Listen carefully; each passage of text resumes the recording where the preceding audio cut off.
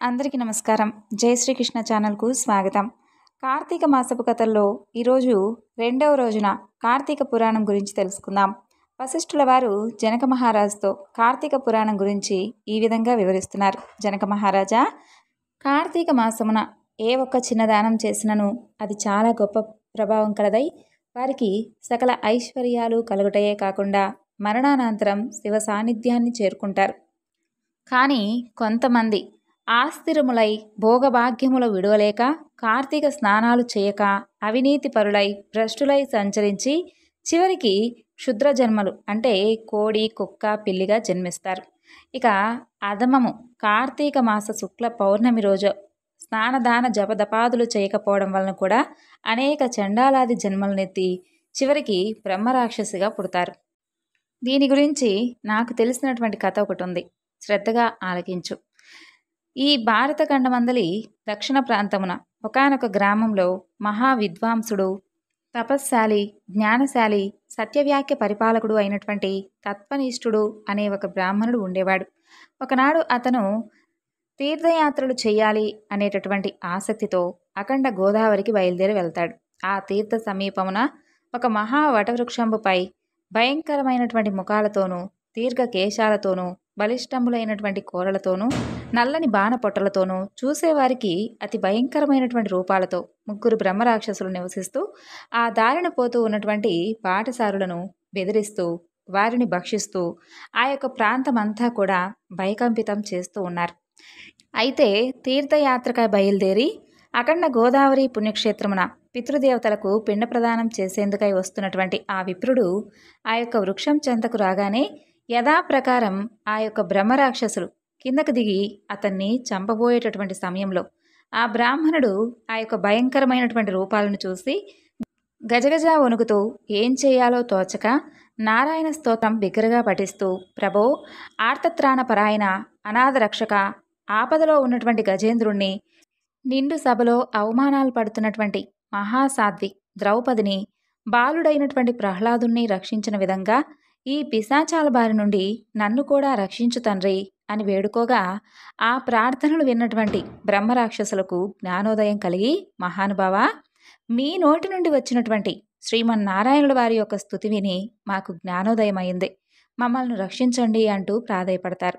వారి మాటలకు ఆ విప్రుడు ధైర్యం తెచ్చుకొని, ఓయి, అసలు ఇంతకు మీరెవరు, ఎందుకు ఈ విధమైనటువంటి రాక్షస రూపాలు మీకు కలిగాయి, మీ వృత్తాంతం ఏమిటి తెలియజేయండి అని పలుకగా అప్పుడు వారు, ఓ విప్రపుంగవా, మీరు పూజ్యులు, ధర్మాత్ములు, వ్రతనిష్ఠాపరులు, మీ దర్శన భాగ్యం వలన మాకు పూర్వజన్మ మందలి కొంత జ్ఞానం కలిగింది, ఇక నుండి మీకు మా వలన ఎలాంటి ఆపద కలగదు అంటూ అభయమిచ్చి అందులో ఉన్నటువంటి ఒక బ్రహ్మరాక్షసుడు తన యొక్క వృత్తాంతం గురించి ఈ విధంగా చెప్పసాగుతాడు.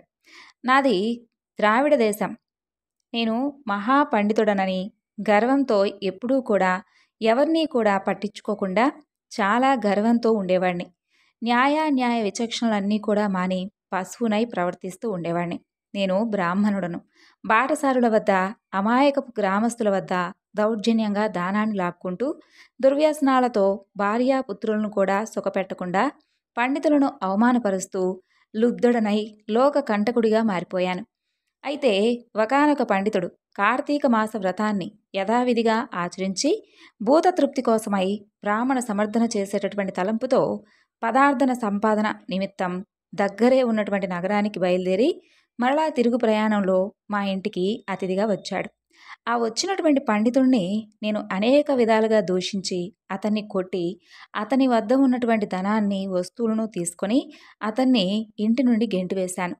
అందుకు ఆ యొక్క విప్రుడు ఎంతో కోపం తెచ్చుకొని, ఓరి నీచుడా, అన్యక్రాంతమైనటువంటి డబ్బు కూడా పెట్టింది చాలకుండా మంచి చెళ్ళు తెలియక తోటి బ్రాహ్మణులను కూడా ఆలోచించకుండా నన్ను కొట్టి తిట్టి నా వస్తు సామాగ్రినన్నింటినీ కూడా దోచుకున్నావు.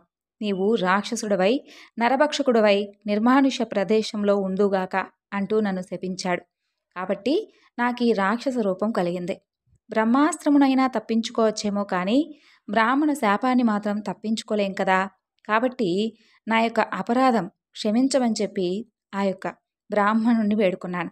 అందులకు అతను దయతలచి, ఓయి చూడు, గోదావరి క్షేత్రం అక్కడ ఒక వటవృక్షం ఉంది. నీవు అక్కడే నివసిస్తూ ఉండడం వలన అక్కడికి ఒక బ్రాహ్మణుడు వస్తాడు. ఆ బ్రాహ్మణుడి దయ వలన నీకు పునర్జన్మ పొందుతావు. తప్పకుండా నీకున్నటువంటి ఈ యొక్క శాపం తొలగిపోతుంది అని చెప్పి అక్కడి నుండి వెళ్ళిపోయాడు. ఆనాటి నుండి నేను ఈ రాక్షస స్వరూపాన్ని పొంది నరభక్షం చేస్తూ జీవిస్తున్నాను. కాబట్టి ఓ విప్రోత్తమా, నన్ను నా కుటుంబం వారిని రక్షించండి అంటూ మొదటి రాక్షసుడు తన యొక్క వృత్తాంతమంతా కూడా ఈ విధంగా చెబుతాడు. ఇక రెండవ రాక్షసుడు, ఓ ద్విజోత్తమా, నేను కూడా పూర్వజన్మలో బ్రాహ్మణుణ్ణే. నేను నీచుల సహవాసం చేసి తల్లిదండ్రులను బాధించి వారికి తిండి కూడా పెట్టకుండా అన్నమో రామచంద్ర అనేలా చేసి వారి ఎదుటనే నా భార్యా బిడ్డలతో పంచపక్ష పరమాన్నాలతో భుజిస్తూ ఉండేవాణ్ణి. నేను ఏ విధమైనటువంటి దాన ధర్మాలు చేసెరగను. నా బంధువులను కూడా హింసించి వారి ధనాన్ని కూడా అపహరించి రాక్షసుడి వలె ప్రవర్తిస్తూ ఉండేవాణ్ణి. కాబట్టి నాకు ఈ రాక్షస సత్వం కలిగింది. నన్ను ఈ పాప పంకిలం నుండి ఉద్ధరించండి అంటూ ఆ యొక్క బ్రాహ్మణుడి పాదాలపై పడి పరిపరి విధాలుగా వేడుకుంటాడు. ఇక మూడవ రాక్షసుడు తన యొక్క వృత్తాంతాన్ని ఈ విధంగా తెలియజేస్తాడు. మహాశయ, నేను ఒక సంపన్నమైనటువంటి కుటుంబంలో పుట్టినటువంటి బ్రాహ్మణుడను. నేను విష్ణు ఆలయంలో అర్చకుడిగా ఉండేవాడిని. స్నానమైనను చేయక కట్టుబట్టలతో దేవాలయంలో తిరుగుతూ ఉండేవాడిను. భగవంతునికి ధూపదీప నైవేద్యములైనా కూడా సమర్పించకుండా భక్తులు కొని తెచ్చుకున్నటువంటి సంభావనను నా యొక్క ఉంపుడు గత్తెకు అందజేస్తూ మద్య మాంసాలను సేవిస్తూ పాపకార్యాలన్నీ కూడా చేసినందువలన నా యొక్క మరణానంతరం ఈ రూపం ధరించాను. కాబట్టి నన్ను కూడా ఈ యొక్క పాప విముక్తిని, అలాగే నాకున్నటువంటి పాపాన్ని తొలగించండి అంటూ ప్రార్థిస్తాడు. ఓ జనక మహారాజా, తపోనిష్ఠుడైనటువంటి ఆ విప్రుడు ఆ యొక్క పిశాచాలు చెప్పినటువంటి దీనాలాపాలన్నీ కూడా ఆలకించి, ఓ బ్రహ్మరాక్షసులారా, భయపడకండి. మీరు పూర్వజన్మలో చేసినటువంటి ఘోరమైనటువంటి కొన్ని పనుల వలన మీకు ఈ విధమైనటువంటి రూపాలు కలిగాయి కదా.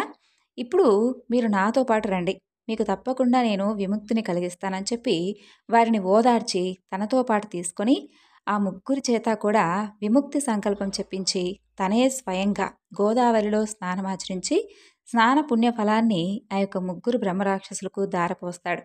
అప్పుడు వారికి ఉన్నటువంటి ఆ రాక్షస రూపాలన్నీ కూడా పోయి వారికి దివ్య రూపాలు వస్తాయి. ఇక ఆ విధంగా వారు దివ్య రూపాలను ధరించి వైకుంఠాన్ని చేరుకున్నారు. కార్తీక మాసంలో గోదావరి స్నానమాచరిస్తే హరిహరాదులు కూడా సంతృప్తి చెందుతారు. వారికి సకల ఐశ్వర్యాలను ప్రసాదిస్తారు. అందువలన తప్పకుండా ప్రయత్నించైనా సరే కార్తీక స్నానాలను ఆచరించే తీరాలి అంటారు. ఈ విధంగా వశిష్ఠుల వారు కార్తీక మాస వ్రతం యొక్క మహిమ వలన బ్రహ్మరాక్షస జన్మ నుండి కూడా విముక్తి పొందుతారు అని చెప్తూ ఉండగా, జనకుడు, మునివర్య, తమరు తెలియజేస్తున్నటువంటి ఈ యొక్క ఇతిహాసాలు వినే కొద్దీ ఇంకా ఇంకా వినాలి అనేటటువంటి కోరిక నాలో కలుగుతుంది. ఈ కార్తీక మాసం ముఖ్యమైనవి ఏమేం చెయ్యాలి, ఎవరిని ఉద్దేశించి పూజ చెయ్యాలి, దాని గురించి కూడా వివరించండి అని కోరుకోగా వశిష్ఠ మహర్షుల వారు ఈ విధంగా చెప్తున్నారు. ఓ జనక, కార్తీక మాసమందు సర్వ సత్కార్యములను చేయవచ్చు. అన్నిటికన్నా ప్రధానం దీపారాధన. దీపారాధన చాలా ముఖ్యం. దీనివలన ఎంతో ఫలితం ఉంటుంది. సూర్యాస్తమయమందు అనగా సంధ్యా చీకటి పడేటటువంటి సమయంలో శివకేశవుల సన్నిధిలో కానీ ప్రాకారంబు కానీ దీపం ఉంచితే వారు సర్వ పాపాలను పోగొట్టుకొని వైకుంఠ ప్రాప్తి పొందుతారు. కార్తీక మాసమందు హరిహరాదుల సన్నిధిలో ఆవునేతితో కానీ కొబ్బరి నూనెతో కానీ విప్ప నూనెతో కానీ ఏది దొరకనప్పుడు ఆముదంతో కానీ దీపం వెలిగించి ఉంచాలి. దీపారాధన ఏ నూనెతో చేసినా కానీ ఎంతో పుణ్యాత్ములుగాను భక్తిపరులుగాను ఉండడమే కాకుండా అష్టైశ్వర్యాలు కలిగి శివ సన్నిధిని చేరుకుంటారు. దీని గురించి ఒక కథ ఉంది, విను అంటూ ఈ విధంగా చెప్పసాగాడు. పూర్వం పాంచాల దేశమును పాలిస్తూ ఉన్నటువంటి రాజుకు సంతానం లేక అనేక యజ్ఞ యాగాదులు చేసి చివరికి విసుగు చెంది ఇక కడునిష్టతో తీరానికి చేరుకొని తపాన్ని ఆచరిస్తూ ఉండగా అక్కడికి ఒక మునిపుంగవుడు వచ్చి, పాంచాల రాజా, నీవు ఎందుకు ఈ విధమైనటువంటి తపాన్ని ఆచరిస్తున్నావు? అందుకు కలిగినటువంటి కారణం ఏమిటి? అసలు నీ కోరిక ఏమిటి అని ప్రశ్నించగా, ఋషిపుంగవ, నాకు అష్టైశ్వర్యాలు, రాజ్యము, సంపద ఉన్నాయి. నా వంశాన్ని నిలిపేందుకు పుత్ర సంతానం లేక కృంగి కృషించి ఈ యొక్క తీర్థస్థానమున తపాన్ని ఆచరిస్తూ ఉన్నానని చెబుతాడు. అప్పుడు ఆ మునిపుంగవుడు, ఓయి, కార్తీక మాసమున శివసన్నిధిని శివదేవుని యొక్క ప్రీతి కోసమై దీపారాధన చేస్తే తప్పకుండా నీవు కోరినటువంటి కోరిక నెరవేరగలదు అని చెప్పి అక్కడి నుండి వెళ్ళిపోతాడు. వెంటనే ఆ పాంచాల రాజు తన దేశానికి వెళ్ళి పుత్రప్రాప్తికై అతి భక్తితో శివాలయమున కార్తీక మాసం నెల రోజులు దీపారాధన చేయించి దాన ధర్మాలతో నియమానుసారంగా వ్రతాన్ని చేసి ప్రసాదాలను ప్రజలందరికీ కూడా పంచిపెడుతూ చక్కగా ఏమాత్రం నియమాలను తప్పకుండా ఆ నెల రోజులు కూడా అదే విధంగా పాటించాడు. ఆ తరువాత తత్పుణ్య కార్యముల వలన ఆ రాజ్ భార్య గర్భవతి అయి క్రమంగా నవమాసాలు నిండిన తర్వాత ఒక శుభముహూర్తమున ఒక కుమారుని కంటుంది. ఇక ఆ రాజు కుటుంబీకులు ఎంతో సంతోషించి తమ దేశం అంతా కూడా పుత్రోత్సవాలు చేయించి బ్రాహ్మణులకు దాన ధర్మాలు చేసి ఆ బాలుడకు శత్రుజీ అనేటటువంటి నామకరణం చేయించి అమితమైనటువంటి గారాబంతో వారి కుమారుణ్ణి పెంచుకుంటూ ఉన్నారు. కార్తీక మాస దీపారాధన వలన పుత్ర సంతానం కలిగినందువలన తన దేశమంతా కూడా ప్రతి సంవత్సరము కార్తీక మాస వ్రతాలు దీపారాధనలు చేయమని చెప్పి ఆ రాజు అక్కడ ఉన్నటువంటి ప్రజలందరినీ కూడా శాసించాడు. ఇక రాకుమారుడు శత్రుజీ దినదిన ప్రవర్ధమానమవుతూ ఉండగా సకల శాస్త్రాలు చదివి ధనుర్విద్య, కత్తిసాము ఇలా మొదలైనవన్నీ కూడా నేర్చుకుంటాడు. కానీ యవ్వనంకు రాగానే దుష్టుల సహవాసం చేత, తల్లిదండ్రుల గారాబం చేత తనకు ఎంతో తనకు ఎవరు కనిపిస్తే ఆ స్త్రీలను బలాత్కరిస్తూ ఎదిరించిన వారిని దండిస్తూ తన యొక్క కామవాంఛ తీర్చుకుంటూ ఉండేవాడు. ఇక తల్లిదండ్రులు కూడా తమకు లేక లేక కలిగినటువంటి కుమారుని ఎడల చూసి చూడనట్లు విని విన్నట్లు ఉండేవారు. ఈ శత్రుజీ ఆ రాజ్యంలో తన కార్యాలకు అడ్డు చెప్పేవారందరినీ కూడా నరుగుతూ కత్తి పట్టుకుని ప్రజలందరినీ కూడా భయకంపితులను చేస్తూ ఉండేవాడు. ఆ విధంగా తిరుగుతూ ఉండగా ఒక దినమున ఒక బ్రాహ్మణ పడుచును చూసి ఈ విధంగా అనుకుంటాడు, ఆహా, ఏమా సౌందర్యం, ఎంత చక్కగా ఎంత అందంగా ఉంది అని అనుకుంటాడు. ఆమె ఒక ఉత్తమమైనటువంటి బ్రాహ్మణ పడుచు, చూసేందుకు చాలా సౌందర్యంగా ఉంటుంది. అలాగే ఆమె అందచందాలను వర్ణించేందుకు మన్మధుడికైనా కూడా శక్యం కాని విధంగా ఉంటుంది. అలాంటి స్త్రీ కంటపడగానే ఆ రాజకుమారుని యొక్క మతి మందగించి కొయ్యబొమ్మ వలె నిశ్చేష్టుడై కామ వికారంతో ఆమెను సమీపించి తన యొక్క కామవాంఛిత గురించి ఆమెకు తెలియజేస్తాడు. ఇక ఆమె కూడా అతని యొక్క సౌందర్యానికి ముగ్ధురాలై కులము, శిలము, సిగ్గు విడిచి అతని చెయ్యి పట్టుకుని తన యొక్క శయన మందిరానికి తీసుకుని వెళ్ళి భోగాలను గావిస్తారు. ఈ విధంగా వారిరువురూ కూడా ప్రేమలో తేలిపోతూ ఉండగా వారు ప్రతిదినము కూడా అర్ధరాత్రి వేళ ఒక అజ్ఞాత స్థలంలో కలుసుకుంటూ వారి యొక్క కామవాంఛ తీర్చుకుంటూ ఉండేవారు. ఈ విధంగా కొంతకాలం జరిగిపోతుంది. ఎలాగో ఈ సంగతి ఆమె యొక్క భర్తకు కూడా తెలిసి పసిగట్టి భార్యను, ఆ రాజకుమారుని ఒకేసారిగా చంపాలి అని చెప్పి నిశ్చయించుకొని ఒక ఖడ్గాన్ని సంపాదించి సమయం కోసం ఎదురు చూస్తూ ఉంటాడు.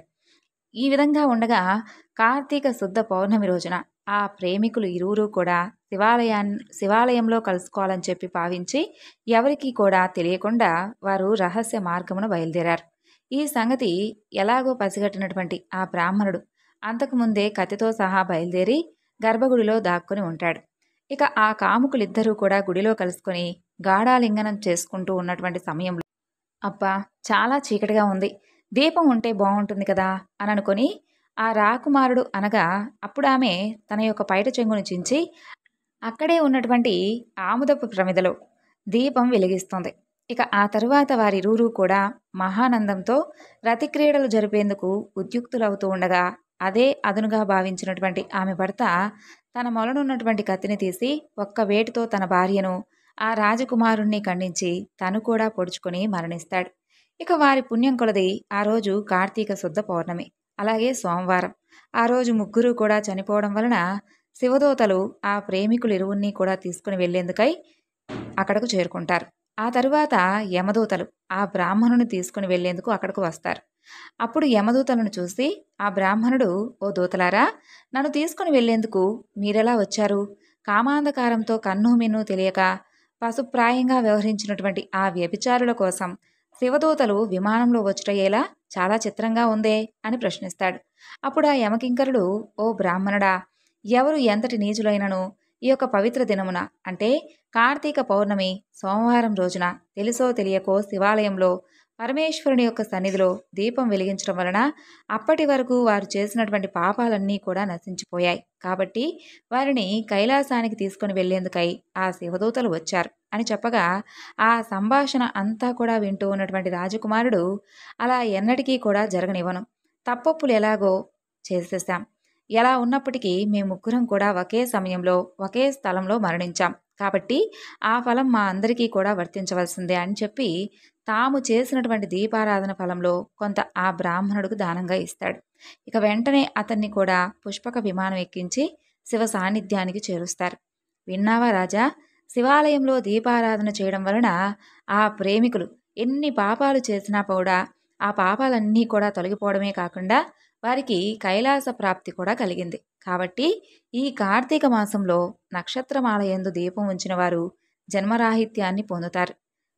కాబట్టి ఓ జనక మహారాజా, కార్తీక మాసంలో స్నాన, దాన, పూజానంతరం శివాలయమునందు కానీ లేదా విష్ణు ఆలయమునందు కానీ భగవద్గీత తప్పకుండా పారాయణం చేయాలి.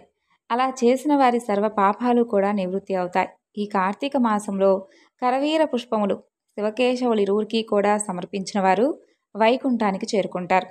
భగవద్గీత కొంతవరకు పఠించిన వారికి విష్ణులోకం ప్రాప్తిస్తుంది. అలాగే చివరి వరకు అక్కడ ఉన్నటువంటి శ్లోకాల్లో ఒక్క పదమైనను విడిచిపెట్టకుండా చదివేవారికి విష్ణు సాన్నిధ్యం తప్పకుండా పొందుతారు. ఇక కార్తీక మాసంలో పెద్ద ఉసిరికాయలతో నిండి ఉన్నటువంటి ఉసిరి చెట్టు కింద సాలగ్రామమున యథోచితంగా పూజించి శ్రీ మహావిష్ణువును ధ్యానించి ఉసిరి చెట్టు నీడను భుజించాలి. బ్రాహ్మణులకు కూడా ఉసిరి చెట్టు కింద భోజనం పెట్టి దక్షిణ తాంబూలాలతో వారిని సత్కరించి నమస్కరించాలి. వీలును బట్టి ఉసిరి చెట్టు కింద పురాణ కాలక్షేపం చేయాలి. ఈ విధంగా చేసినటువంటి బ్రాహ్మణ పుత్రునకు నీచ జన్మం పోయి నిజరూపం కలుగుతుందని చెప్పి వశిష్ఠుల వారు చెబుతారు. అది విని జనక మహారాజు, మునివర్య, ఆ బ్రాహ్మణ యువకుడకు నీచ జన్మ ఏ విధంగా కలిగింది, దానికి కలిగినటువంటి కారణం ఏమిటి అని ప్రశ్నించగా, వశిష్ఠుల వారు అందుకు కలిగినటువంటి కారణం ఏం చెప్పారో రేపటి అధ్యాయంలో తెలుసుకుందాం. హరహర మహాదేవ శంభో శంకర. జై శ్రీకృష్ణ.